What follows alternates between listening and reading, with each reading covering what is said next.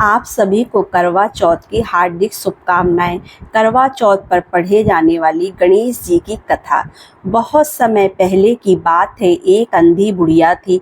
वो गणेश जी की भक्त थी और विधि विधान से रोजाना गणेश जी की पूजा करती थी। एक दिन गणेश जी उस बुढ़िया से प्रसन्न हो गए और उसको दर्शन देकर बोला कि मैं आपकी पूजा से प्रसन्न हूँ।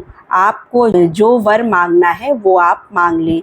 बुढ़िया कहती है, मुझे मांगना नहीं आता तो कैसे क्या मांगूं। उनके अपने बेटे और बहू से पूछने पर उन्होंने कहा कि धन मांग लो और बहू ने कहा कि पोता मांग लो। तब बुढ़िया ने सोचा कि ये तो मतलबी हैं, अपने मन की बातें बोल रहे हैं।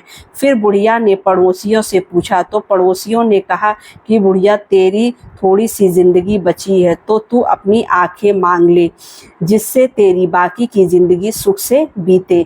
उस बुढ़िया ने बेटे और बहू और पड़ोसियों की बातें सुनकर घर जाकर सोचा कि क्यों ना ऐसी चीज मांग लूं जिससे बेटा, बहू और मेरा सबका भी भला हो जाए। जब दूसरे दिन श्री गणेश जी आए और बोले कि आपको क्या मांगना है, कृपया बताइए। हमारा वचन है, आप जो मांगेंगी मैं आपको दूंगा।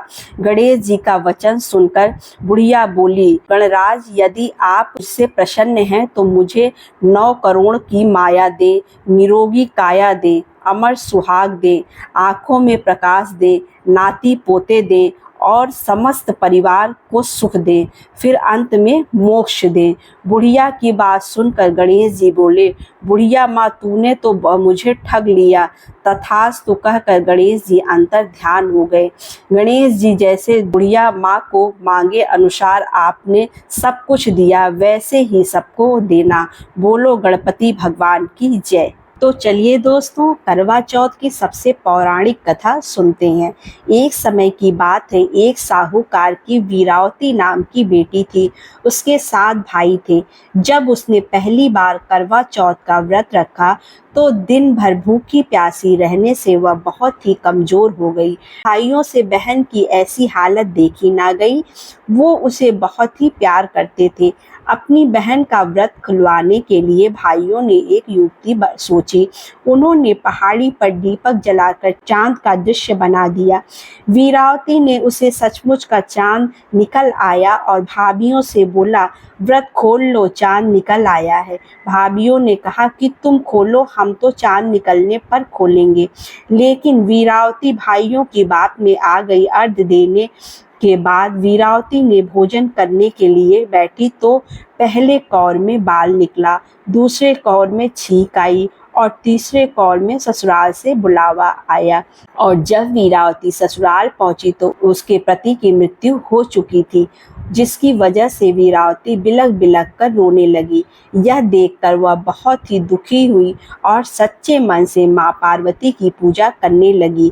उसी समय इंद्राणी ने वीरावती से कार्तिक माह में कृष्ण पक्ष की चतुर्थी तिथि का व्रत करने के लिए कहा। इसके बाद वीरावती ने विधि पूर्वक व्रत किया। उसने पूरे साल की चौथ का व्रत रखा और करवा चौथ के दिन व्रत रखने उसे माता पार्वती उससे प्रसन्न हो गई। उन्होंने उसे वरदान दिया और उसके पति को फिर से जीवित कर दिया।